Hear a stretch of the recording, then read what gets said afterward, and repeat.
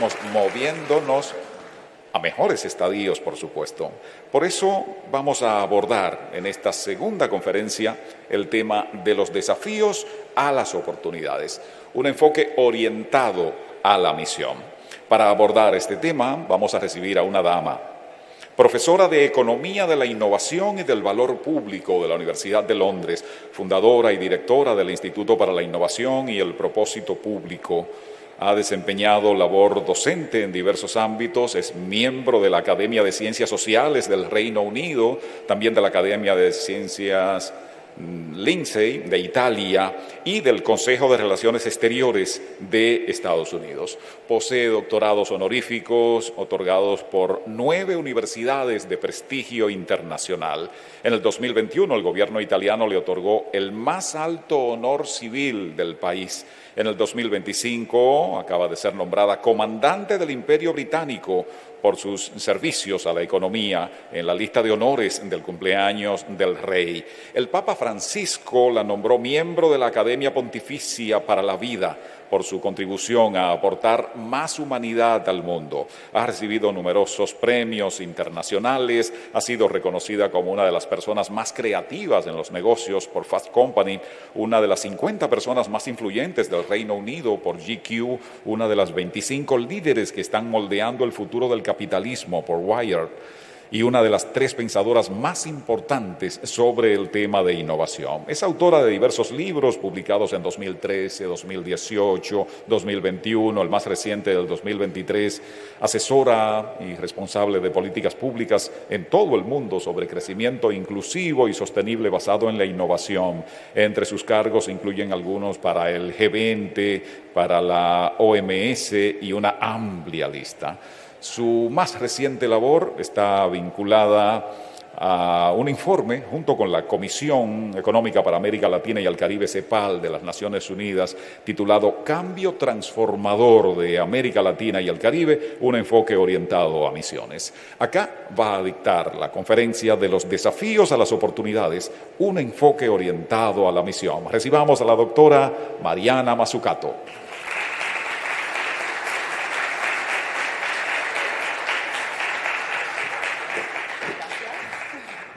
Buenos días a todos, buongiorno. Y si sigo hablando en español, me van a odiar, porque una italiana que habla español parece una argentina. Y ya escuchamos a Ricardo que los argentinos están los últimos como simpatía, que bueno, pobrecitos. Acabo de regresar de Brasil, donde estaba por el COP. Y creo que es muy importante ser positivos, como nos dijo Ricardo, pero también darnos cuenta que no estamos logrando los desafíos y los retos por muchas razones, como nos dijo Ricardo, y yo quiero concentrarme en la ideología. Y por ahora voy a seguir en inglés. También porque cada vez que hablo español me olvido que hay falsos amigos, ¿no? Por ejemplo, una italiana que dice, soy muy embarazada, quiere decir embarrassed, y ustedes dicen, bueno, sí, parece un poco embarazada, pero bueno. O en México, las tortas son el sándwich, en italiano el torta es un cake, entonces también por eso voy a hablar en inglés. Y voy a hablar piano, así que espero que no tienen que escuchar la traducción, porque también hablo muy veloz, voy a probar a hablar un poco más piano, pero para hacer el trabajo más fácil a los traductores también. Pero si entienden el inglés, mejor que me escuchan normal. Bueno, okay, I keep forgetting which language I said I would speak in. So, first of all, I love Ricardo. But I am going to purposefully disagree with some things he said. And it's actually not really disagreement. I think it's about where we emphasize what we're saying. And let's talk about Singapore. It's not even in my presentation. I just want to first react a bit. Singapore, that's what we heard, yeah? What percentage of the land is in private hands in Singapore? 20. So it's a country that you cannot really compare with other countries. 80% of the land is in state ownership, okay? The US, we pretend it's the invisible hand. You would not have had Silicon Valley without a huge visible hand of the government. If you all have, I see you do, you have your smartphones. What made those phones smart? and not idiotic. You don't say, oh, let me talk to my idiotic phone. Internet, GPS, touchscreen, Siri. Who funded that? The taxpayer. Okay, so what I want to say is not wonderful state. I want to say let's stop the ideology. Let's go beyond the usual blah, blah, blah about bureaucracy, red tape, and governance issues as though that's just about the public sector. Let's recognize that so many problems are in the private sector as well. And what we should do is build partnerships. But the word partnership is not always good. How many of you have a girlfriend or a boyfriend, a wife or a husband, and your partnership's a bit, no? So I think actually economists have lots to learn from biologists. Biologists are much less lazy, menos flojos que los economistas. Por ejemplo, I'm going to keep mixing up the language to keep you awake. Los ecosistemas, no, for a biologist can be parasitic ecosystem, predator-prey ecosystem. By the way, the time is not here, so I will have no idea how long I'm speaking. You said you would put 45 minutes timer. Did you have it, Ricardo? Oh, there's the timer. Very good. So what kind of partnership, what kind of ecosystem, what does it mean to build a good partnership, a dynamic, sexy partnership that you don't just watch TV at night with your partner, but have fun and treat each other with respect?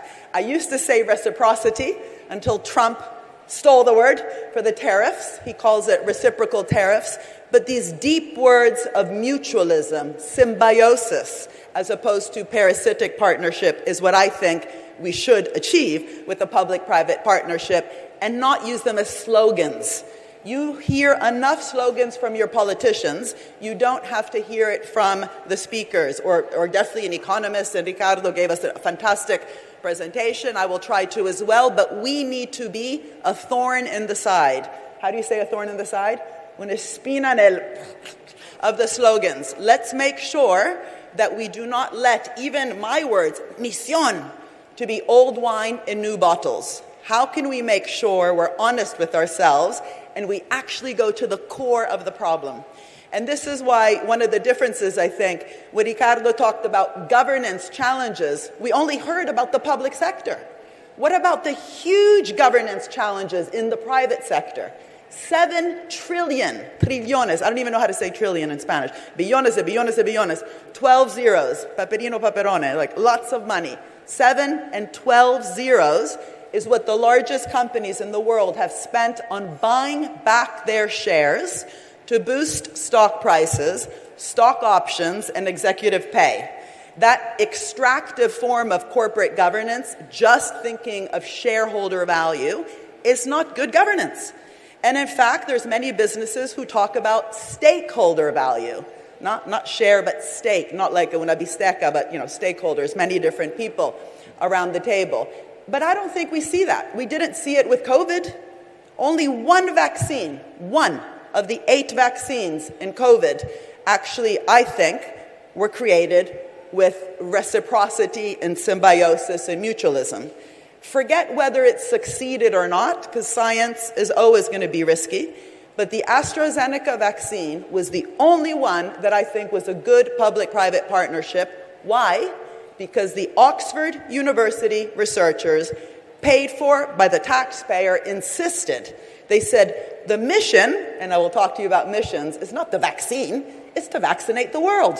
These vaccines need to be accessible to everybody. It needs to be produced also in Africa so they don't have to be sent the expired vaccines from the global north, which Dr. Tedros in the WHO, World Health Organization, called vaccine nationalism or vaccine apartheid. Strong word.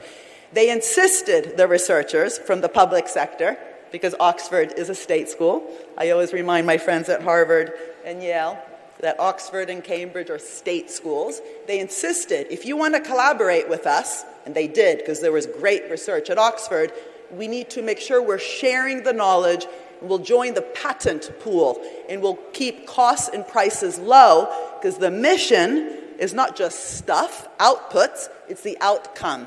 So this is what I will talk about today. How can we get a good partnership that's outcomes-oriented? By the way, tell the hotel that as soon as you check in, you should get a water bottle. No more plastic.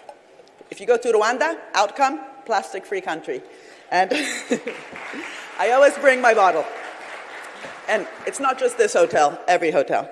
And I was just in the Amazon, by the way, where they don't recycle the plastic bottles, and they're full of plastic bottles. Anyway, people from the 1970s have been talking about recycling plastic. So it's not true that we're at the frontier. We're actually going backwards in many ways. So what does it mean to be mission-oriented? First of all, it means to be proactive. Of course, there'll be crises and crises and crises, and you didn't mention one crisis, Ricardo, the AI bubble. There is about to be, and some of us have predicted this for quite a long time. I don't have time to talk about it. Happy to talk about it later. But a big wave that's also coming our way is another financial crisis. I don't mean to scare you, but if you do have stocks in NVIDIA, check it out soon.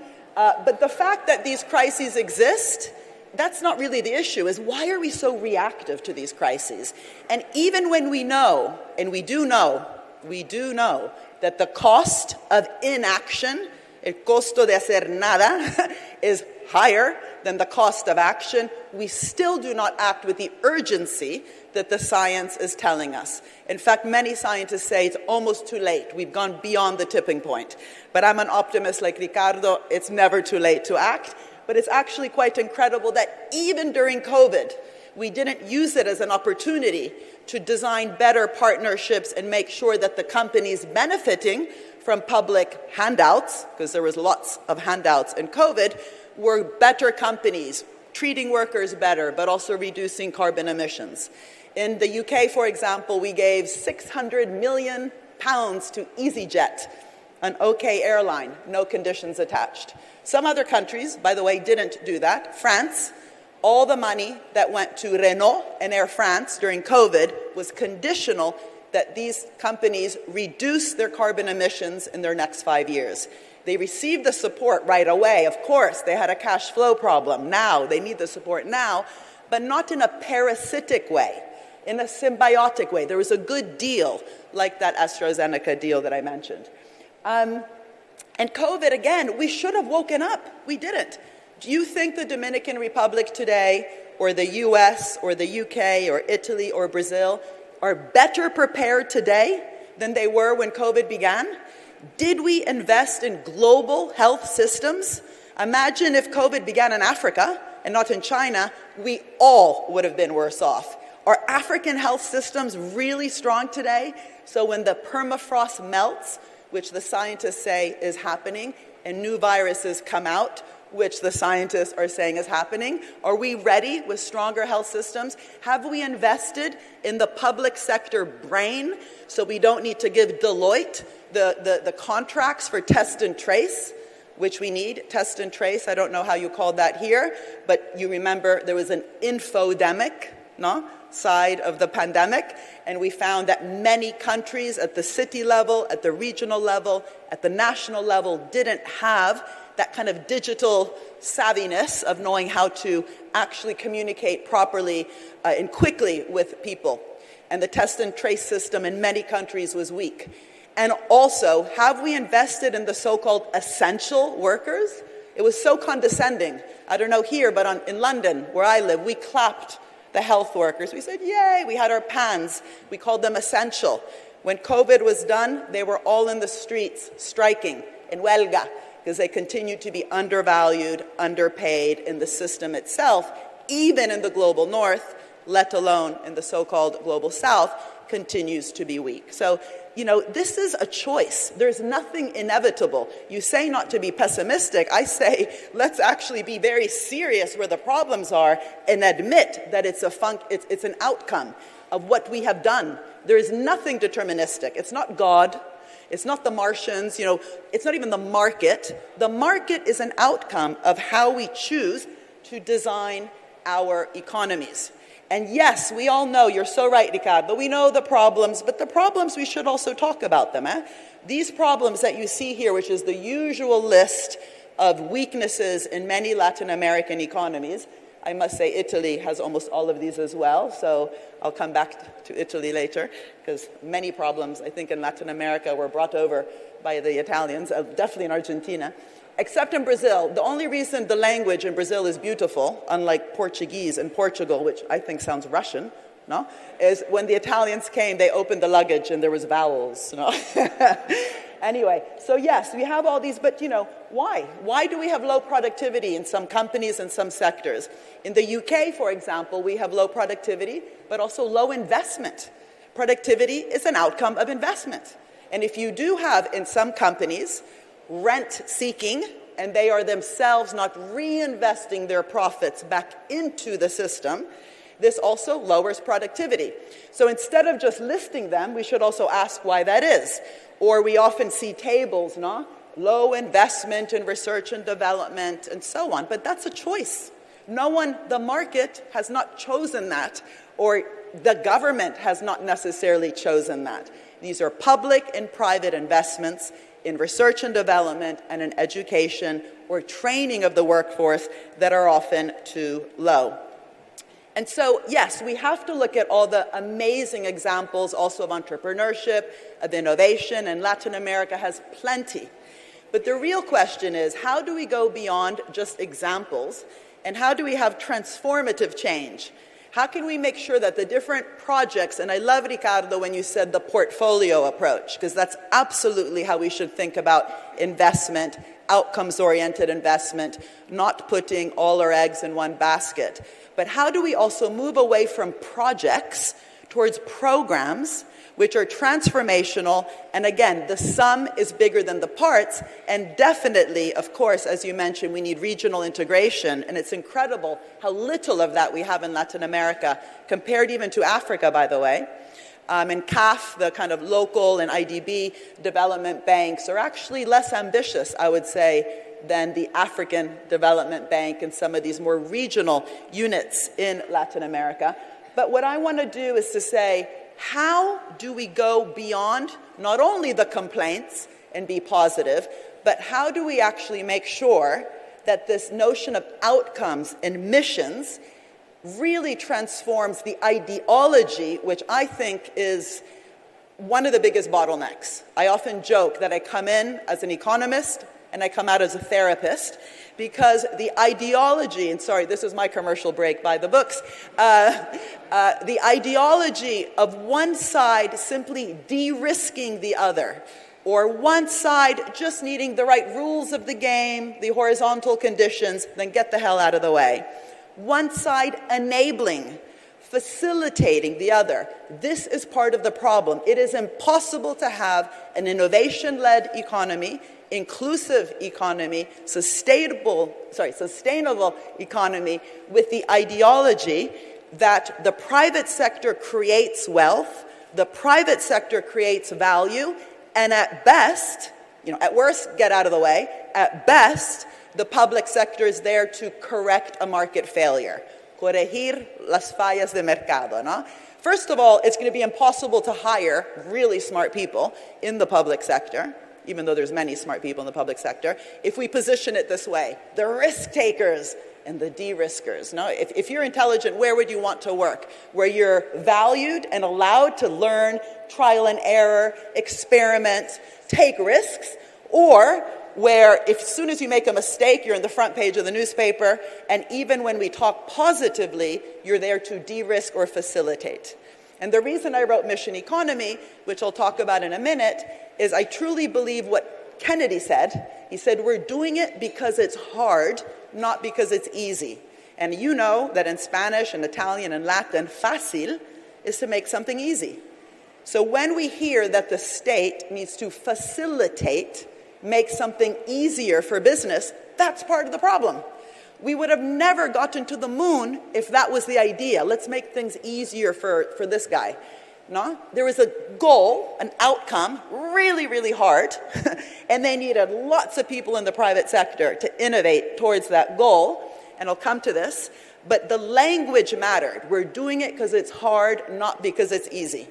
So what does it mean to really take that on at the heart of partnerships? And the reason I wrote El Estado Emprendedor was to debunk the false, let me just say, false history of innovation as though it was all led by the private sector, and the public sector corrected some problems here and there, funded some research and development, and then it was the garage entrepreneurs and venture capital that led the way. It was actually the public sector that led the way, and the private sector came later, but because they worked quite well together, we ended up with huge amounts of innovations, which I'll come to in a minute. In Valor de las Cosas, I said, if that's true, we better have a theory of value, collective value creation to underpin economic theory. Mission economy is what I'll talk about today. And El Gran Engaño was a treatise against McKinsey. You had at least 3 slides on McKinsey. I have none, because I think we've had a McKinsey-fuckation of our economies. They steal your watch to tell you the time, literally. And this was not a scoop book. There's many scoop books, including a famous book called When McKinsey Comes to Town. The book is not just about McKinsey, it's about KPMG, Deloitte, PwC, and the huge conflict of interest we have with this massive rise of consultancy inside governments, very little transparency. They're often working on both sides of the street, for the state-owned enterprise and for the regulator, for the medical device company and for the regulator. And also, they often don't even know what they're talking about. You know, if you want to have a climate strategy, do not give $6 million to McKinsey. I can tell you, they don't know much about climate. They can bring in some great academics, and there's people who've studied this problem for 50 years, but selling what we call aria fritta in Italian, air, you fry it, it's still air. And if the government doesn't even realize it's being sold aria fritta, or if they know it, but they're so risk-averse, they prefer to have the rubber stamp of Deloitte because they don't take the courage of their decisions. To me, this is one of the biggest problems. We need to invest inside the public brain to work well with you, with the private sector. The private sector needs to invest in its brain to work well with the public sector. But I just want to say that this outsourcing and consultification of our governments, I think, is a huge problem. And without changing that, of course we won't end up with smart, capable, flexible, agile government officials. So these are, self-fulfilling prophecies. If we think it's just about fixing markets, if we don't understand collective value creation, if we outsource, of course it's then easy to complain and think that all the value is created inside the private sector. So I really believe in this idea of missions, and my goal is to convince you, especially as a country like many countries that, from the little I've heard, and I've had such a good time here, I really want to come back. It's an amazing, amazing country. But I've heard here what I hear in many countries, which is this bit of an ideological, dichotomy understanding between public and private. And moonshots cannot be done unless we have that therapeutic couple therapy. And this has to actually go to the heart also of understanding when has it worked well, when has it worked badly, and to start scaling the good lessons. And the moonshot was so much easier, actually, than most of the problems we have. Climate change, biodiversity loss, the fact the global hydrological cycle is at risk, but also inequality. These are much, much harder to achieve than the moon landing. But the reason I wrote the book was that we would have never, ever gotten to the moon if we do things like we do today.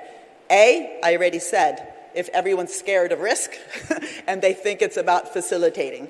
But the first thing NASA did was to change, literally, the paperwork. In fact, there is a famous guy who said, the moon, it's easy, but the paperwork is going to kill me. Yeah? And so what did they do? They changed the paperwork. Procurement, las compras públicas. Often 30% of a government's budget wasted. It's just money moving around.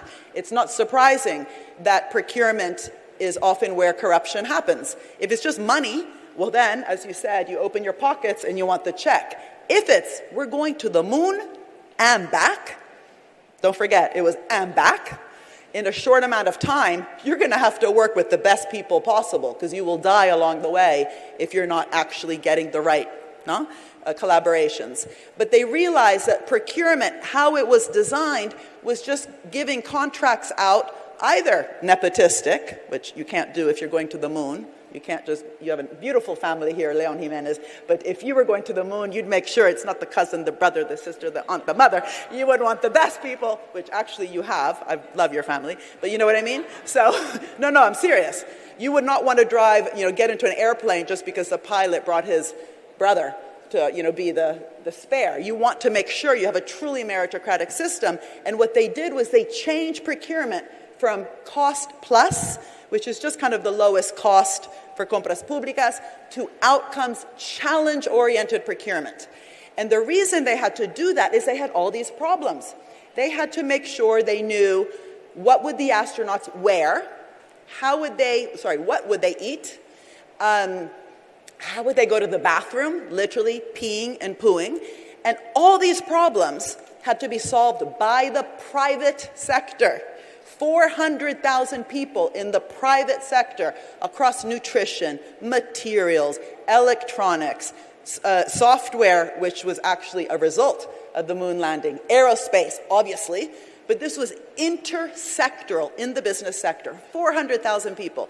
We got camera phones, foil blankets, baby formula, all these things that you can see here, water purification systems, artificial limbs. These were solutions to problems. The public sector did not tell the private sector what to do, because rightly so, what do they know? But they know what the problems are. They also should get elected because they know what the problems are. That's why we should take our elections seriously. Vote for the people who promise to solve the problems on the ground.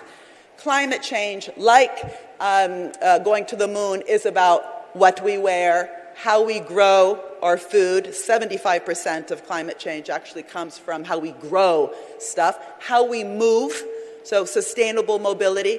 By the way, the traffic here is so bad. No, like so bad. I'm surprised you guys don't have revolutions. Or does anyone complain? No. I mean, anyway, no, literally, it's so bad. Like you have to complain. And sustainable mobility, I mean, to be honest, I think the problem is you've copied Americans. Like the US.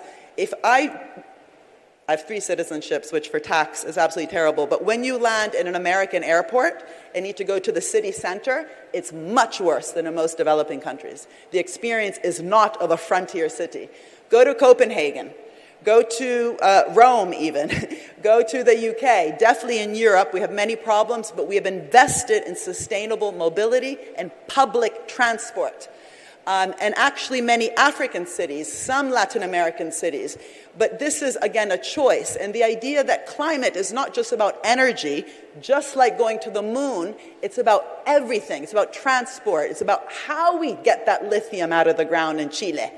Okay, Chile has lithium, but you know what? The way it's being extracted is too wasteful around water, right? So if you have a goal on sustainability, how you extract those natural resources matter. And the Sustainable Development Goals need to be seen as a system. You can't solve one, climate change, SDG 13, by electrifying, you talked about batteries, if then those batteries are extracted in a problem, the lithium that's extracted for the batteries causes problems. You need to use it as a dashboard. Like when we're driving a car, if you have one number, you will crash that car. So using kind of goals as dashboards also means looking at them in a systemic way. And it was very interesting how NASA created its own dashboard. But this is also interesting because NASA was so confident of its role.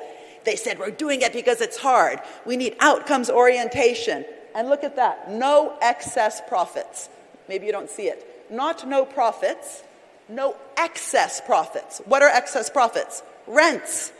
Karl Marx, Adam Smith, David Ricardo, the classical economists always made the difference between rents and profits. Rents is when you're basically doing nothing, just charging people, like a troll under a bridge. Profits, in the Schumpeterian sense, is what happens when you're actually investing, innovating, all these entrepreneurship opportunities that I'm sure you're engaging in. But when we don't know the difference, it might be that we also introduce, for example, tax incentives, which sound good, but we don't measure, are they just increasing profits, or are those profits also getting reinvested into the system in creating what in economics we call additionality, making things happen that otherwise would not have happened. When the financial sector is just moving money around and making a lot of money from financial intermediation and charging fees, and there's little evidence that that money goes into the real economy, is that rents or is that profits? And it's not about finance bad or good. How do we actually shape finance to be actually investing those funds into the economy and actually helping to transform the economy instead of themselves being part of the problem? And that's what I wrote about in the book, Value of Everything.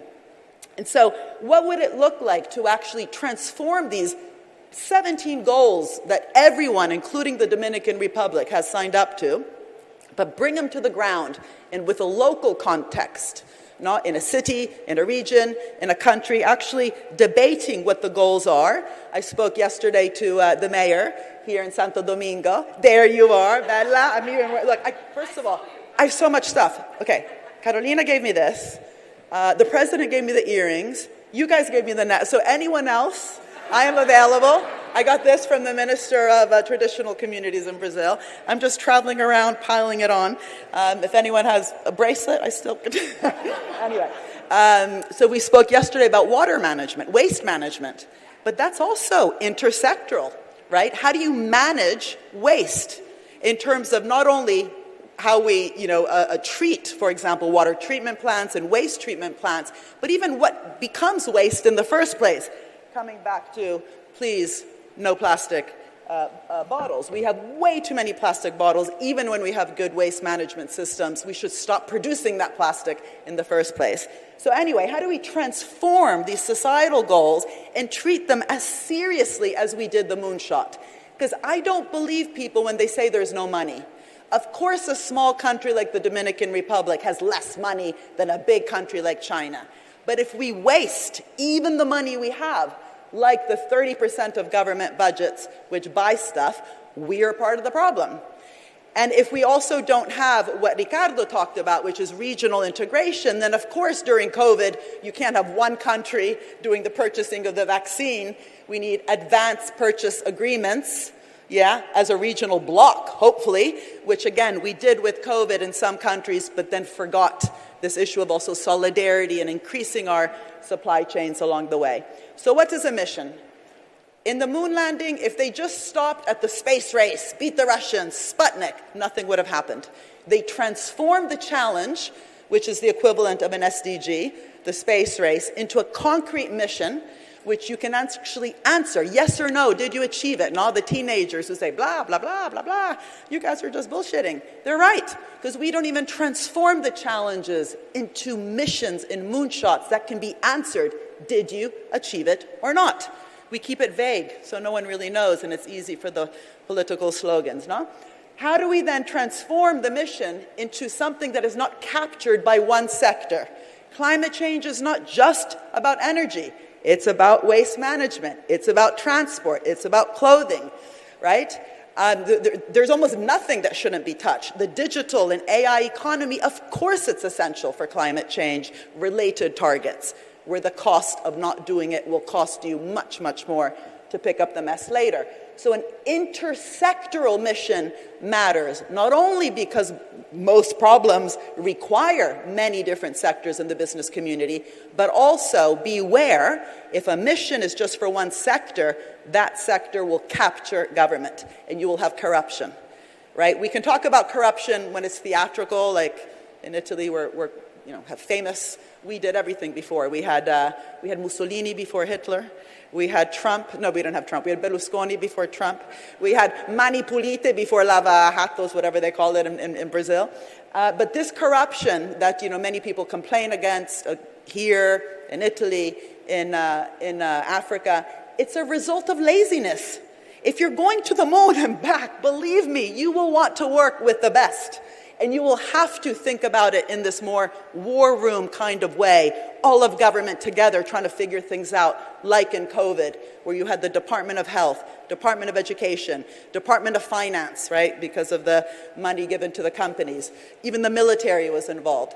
So having an intersectoral approach and then using every single instrument, public loans, subsidies, guarantees, tax incentives, procurement, to crowd in from the private sector, bottom up, top down, everything gets boring, bottom up experimentation towards mission accomplished. So I had the honor to work with the European Union on this because I had been thinking about it. I convinced them. Now there's a missions instrument in the Commission as part of the Horizon program. It's about 30 billion euros. It's called missions funding. But the problem is they didn't put it at the center of government. I said it has to go to the cabinet office. Instead, it's in a cute little place called DG Innovation. So it's part of the innovation budget, which is nice because innovation is what I'm talking about. But I'm talking about bringing missions to the center of a city, to the center of a region, to the center of a national government, and making sure that how the different departments and the different sectors work together is truly ambitious. This was an example. This is actually now one of the European missions, a plastic-free ocean, which you guys are in the middle of an ocean, and you will want that ocean to be very clean. But as you see, it requires lots of different sectors. I worked in the UK to transform the industrial strategy away from just being sectoral. They were obsessing about automotive, aerospace, creative sector, finance, life sciences. I said, no, focus on the challenges. And together we thought about sustainable mobility and the fact that then the mission under sustainable mobility became a congestion-free, sustainable, and accessible mobility system meant that some of those bottom-up projects had to be around disabilities. Because if it's going to be accessible, you'll need to invest and innovate in an entrepreneurial way in the private sector to make sure everyone, even those who are disabled, can use, for example, a public transport system. So fueling that bottom-up innovation for mission accomplished, this was in a report I wrote recently for CEPAL. And again, thinking of 100 carbon-neutral cities in Latin America, what it means for different sectors, and again, different examples, including carbon-neutral agriculture, sustainable energy matrix, clean urban and rural electric mobility. For me, this was just to show what I meant by missions, so we don't confuse a challenge, which is very broad, with a mission. We don't confuse the mission with the sectors, right? This is not just about recycling, just about energy, and not confusing projects, right, with the mission, because otherwise we just fund all these cute little things, but we don't have that portfolio approach, and you don't get the sum being bigger than the parts. With Barbados, actually, I've just worked for 3 years, and I think it's quite interesting because it also began with narrative change. No? Instead of a small island state, which it is, only 300,000 people, a large ocean state. If you look at actually where Barbados sits, in the huge ocean around it, they started thinking of programs, for example, from roofs, so social housing, to the reefs, and having a blue and green economy that connected how we build social housing and how we protect the coral reefs as part of a portfolio approach. But to become a clean and beautiful large ocean state, championing sustainable development locally and globally with the goal of all domestic activities becoming 100% sustainable by 2035. The government chose this, not me. I helped them think it through. And all the different sectors, of course tourism, of course. And tourism is a microcosm of everything. Now there's materials, you've got to build the hotel, there's human capital, there's office work, there's food, lots of food, there's sheets, bed sheets, and we can do all these things either in an extractive way, in a fossil fuel run way also, or in a greener and bluer way. The very cool thing about Barbados was also the principles that they put on the side, which had to do with justice. A country where slavery and colonialism, just like in your own history, was so prevalent, bringing back dignity to everybody along the way. And again, with the mayor yesterday, you gave that amazing example when we were talking about how important it was in the transformation of a particular part of the city, not just to transform quickly and talk at people, but build with them, work with them, give them dignity and self-valorization as part of the process, not just as slogans, but that must be how we do the mission accomplished. And I'll come back to that later when I end with issues on justice, because it's actually everything. If there's no justice, no one will believe anything we're doing, and you will have a lot of civil strife and polarization, as Ricardo said. So it definitely requires an all-of-economy approach from a government side. The reason, by the way, I focus on government is not because I like government, but because that's where often the problems are. But as I've said, that's a self-fulfilling prophecy. We know when we go to war, money's created out of thin air. There's always advanced purchasing agreements. There's much better public-private relationships because we care about war. No one says, sorry, I don't mean we care about war. Governments, when they go to war, care to win. No one says, the 2030 agenda for Vietnam. No, you want to win in 6 months. When we don't care about the problems, we let them last a long, long time, and we don't forge those important public-private relationships, but also government becomes stupid.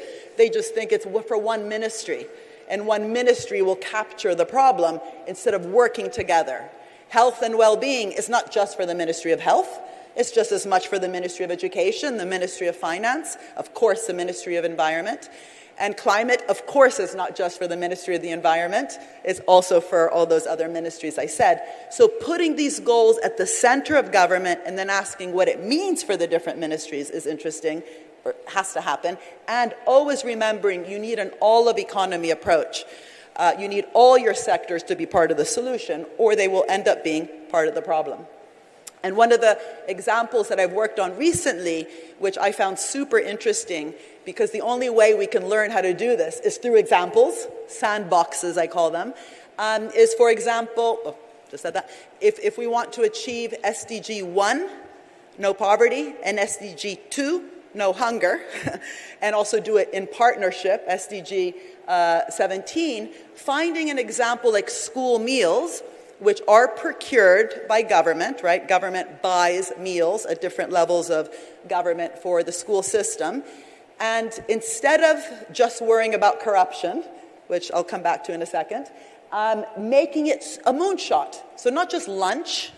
You might remember Reagan, he said ketchup was a vegetable because he wanted to reduce the cost of lunch. So some of us had Reagan and ketchup.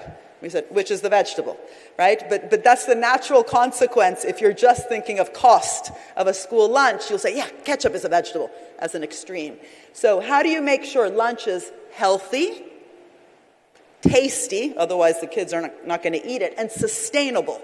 How do you use that as a way for government to work with the local manufacturing, regenerative agriculture, work in an outcomes-oriented way, get kids excited, maybe learn about it through the curriculum, right? Because these issues can be taught in mathematics and biology, even literature, because of course food is, culture. But how do you actually use this idea of a moonshot around meals to forge an outcomes-oriented public-private partnership? And in Italy, by the way, where a lot of our corruption not only happened with procurement, but with school meals, it's interesting then what happened.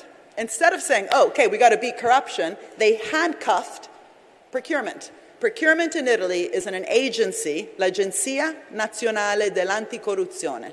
And it sounds beautiful because it's Italian, but it's terrible. Because it's your main lever and you've just made it scared. Oh no, I can do nothing. I'm going to get sued if I do something interesting.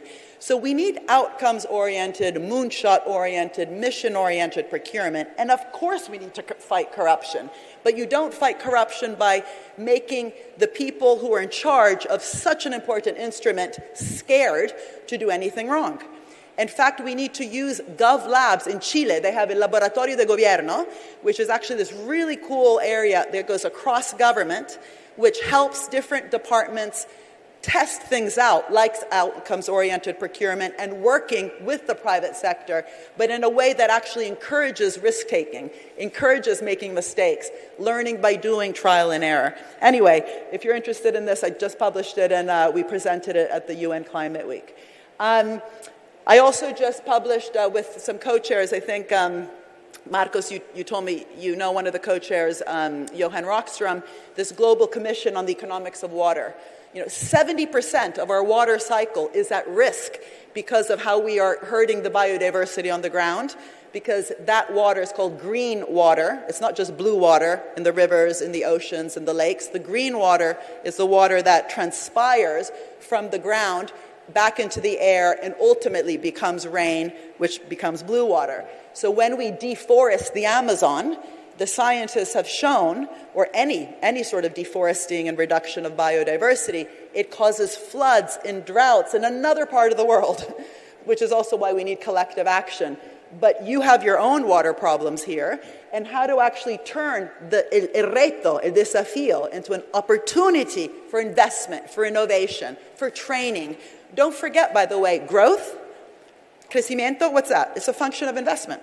So all of these problems I'm giving as examples can fuel growth, but directed growth. When you have lazy public-private partnership, when you have badly designed procurement, we end up stifling innovation.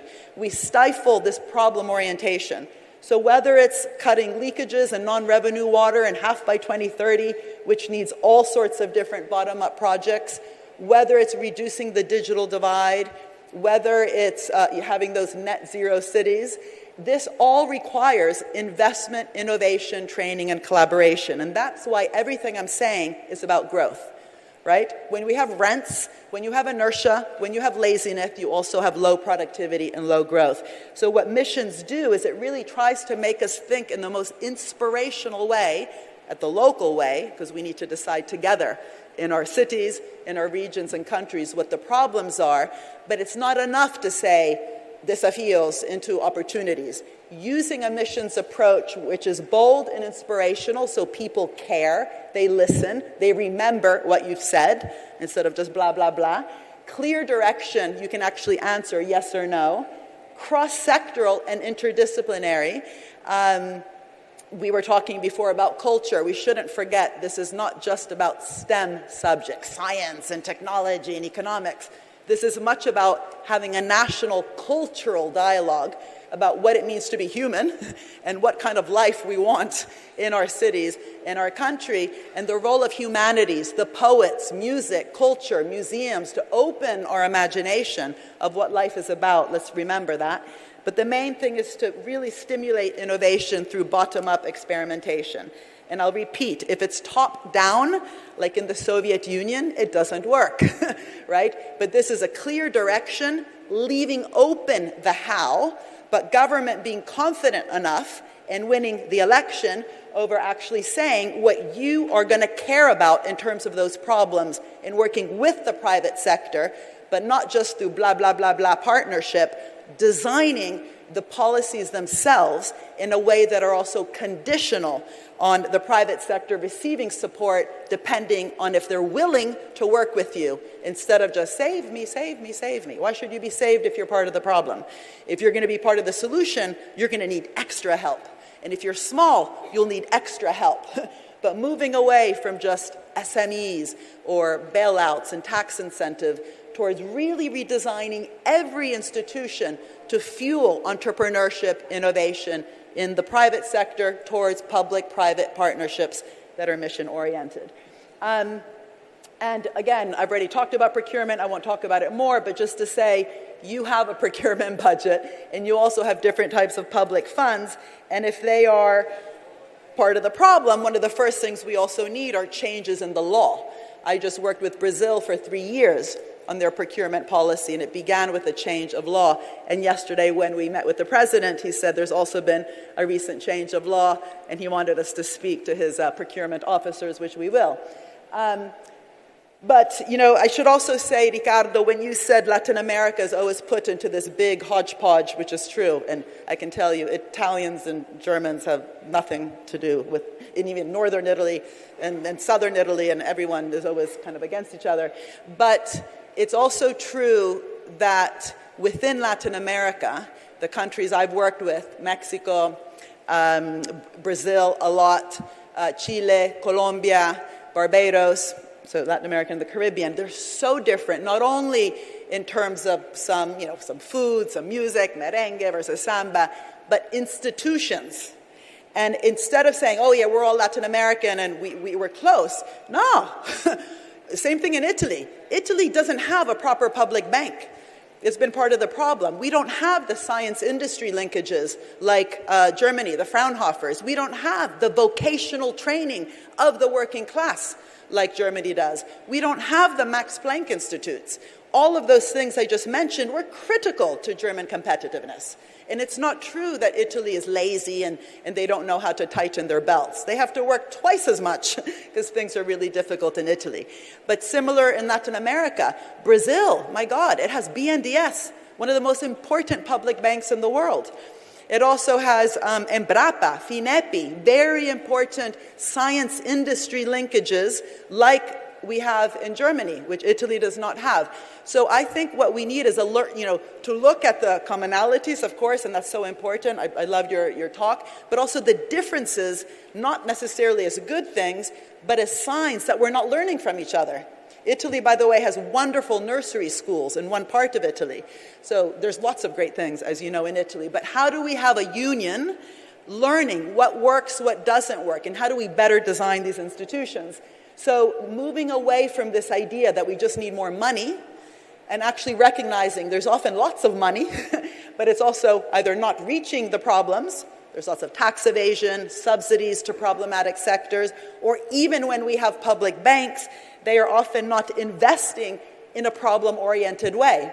So one of the reports I recently wrote, which I think could be very relevant for your regional collaboration, is to have a stronger linkage between the multilateral development banks like CAF, IDB, and the national public financial institutions like the BNDESs, and you have your own much smaller ones, but also a different relationship between those public financial institutions and the private sector.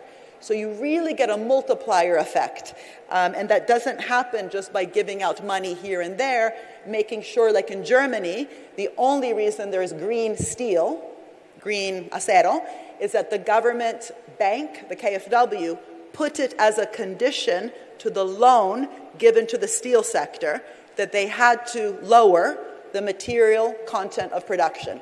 How they did it was up to them. If the government said, you have to do blah, blah, blah, blah, blah, it wouldn't have worked. But they said, this money, because you're in trouble, is conditional that you invest and you innovate. And they did it through repurpose, reuse, recycle, through the whole supply chain.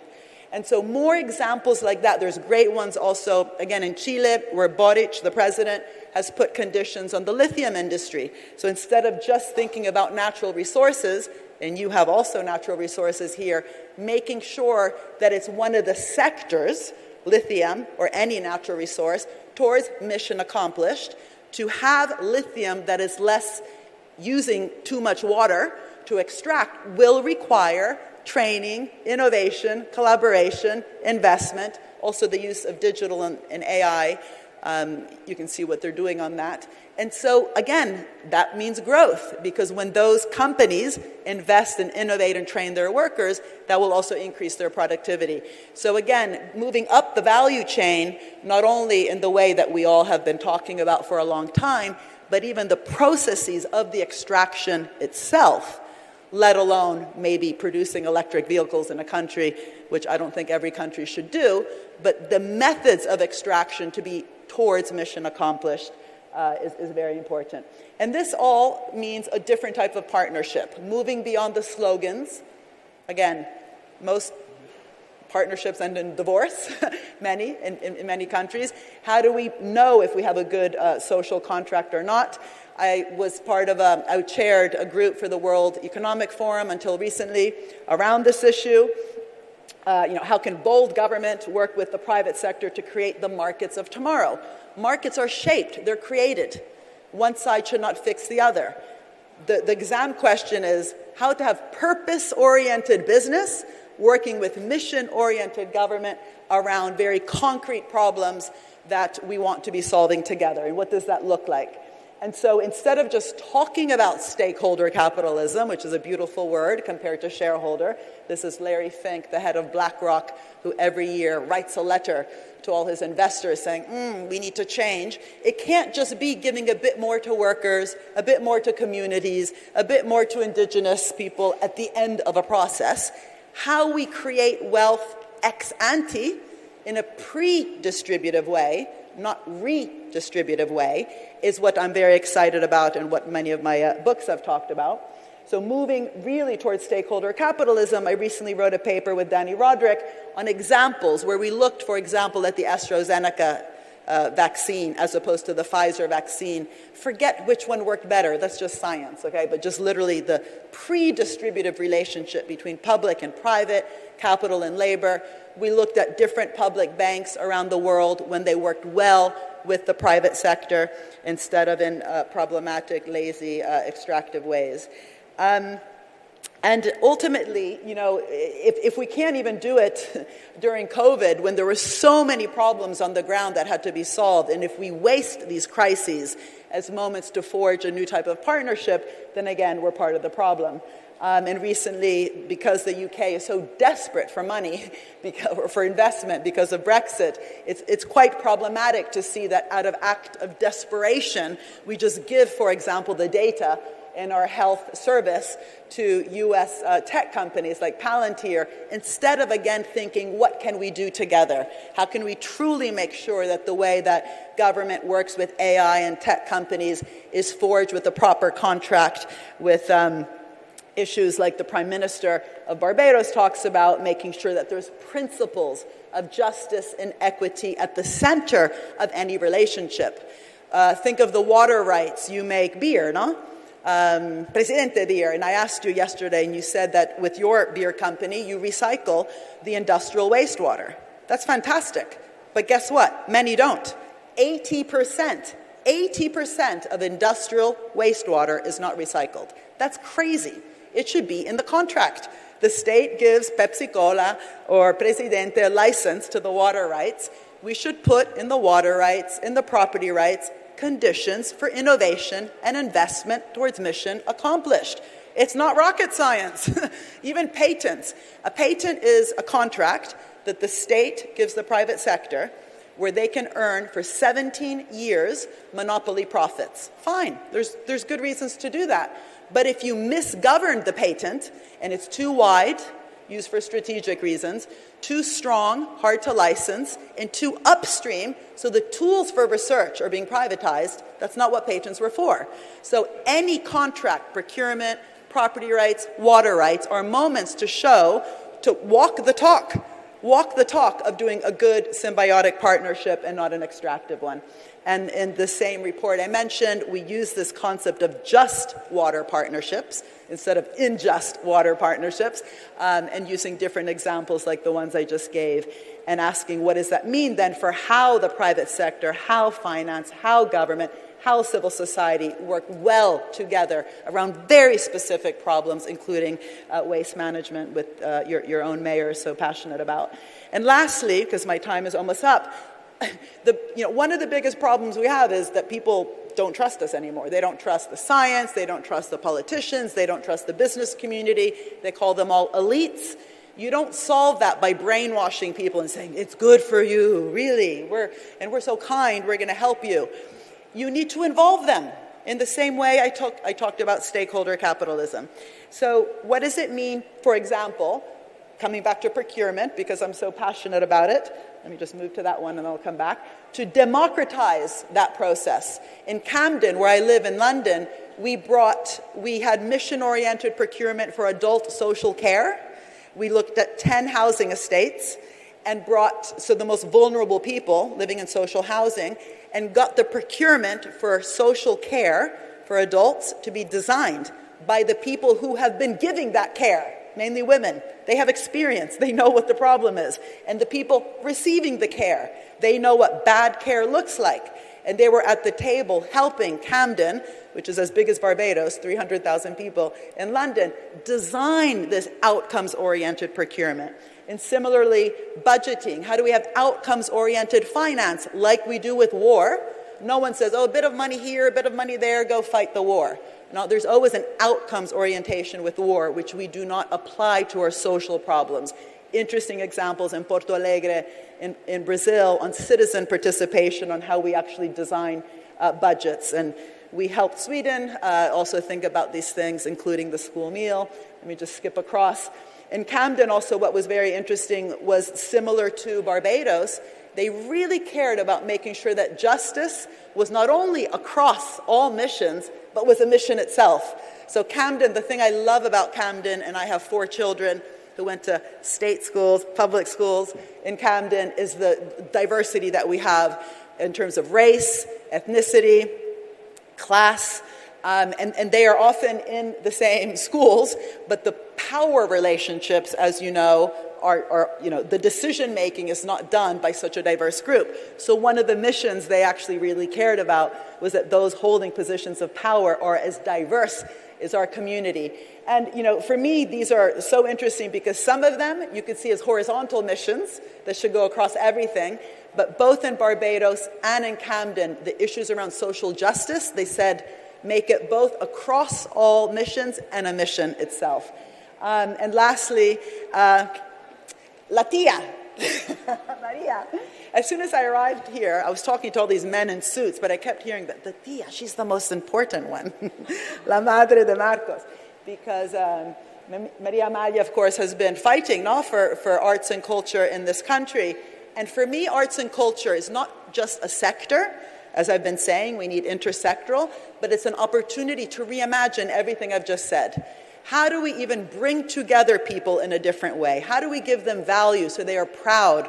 They have a process of feeling valued along the way. And the role of art and culture, which has always been so important, especially in countries which are so creative like your own, but also it's not just music. Museums can also be governed in certain ways or in other ways, and how to make sure that arts organizations themselves really have their own missions, as we were saying, making sure that people actually go into museums that have never walked into a museum and asking what that means for how we evaluate these public investments that we often make around the cultural sector, but then don't think what it means about really having that economy-wide participatory structures.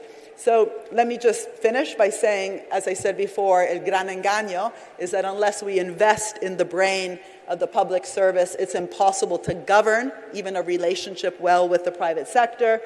The head of procurement for NASA already knew this. He said he saw all the consultants coming into NASA. He said, we won't even know how to work with the private sector if we become stupid. We'll get captured, he said, by brochuremanship, because there was no PowerPoints at the time. And the reason I have this scary-looking guy is he's a Tory conservative lord in the UK who during Brexit and during COVID said, what the hell's happening here? Why are we giving all these contracts to the consultants? And he said, we're cheating our civil service, who should be proud that they're working on the most wicked, challenging problems of our time. We're infantilizing them. Se están haciendo niños, tontos, no? So again, this self-fulfilling prophecy. And during COVID, we did a study in my institute of which countries in the global south did better, and it was Kerala, Vietnam, Rwanda, Togo. We focus mainly on African countries that had invested in their administrative capacity on the back of previous crises. And that included, of course, governing data and digital platforms because of the infodemic. But without this investment, and this is why I was very happy to also talk to the mayor yesterday about a project we have, which is building an index. Ricardo, you had all those indices. There's no index about public sector capabilities. And imagine if we actually had, for example, funding from public banks, the multilateral development banks, not just being given to countries, but making sure those countries have invested in the capacity to spend the money. In Italy, we give back money to the European Commission because we don't even spend the structural funds properly because we haven't invested in administrative capacity, implementation capacity. So I know one of your ministers is all about zero bureaucracy.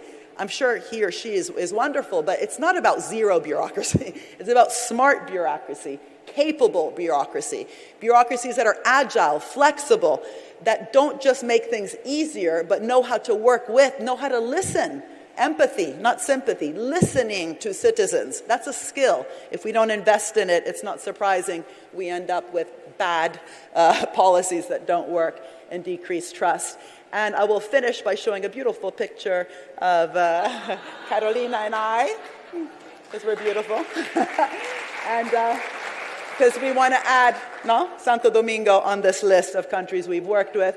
So thank you so much. We need a new propaganda, not fixing, co-creating. And I'm done.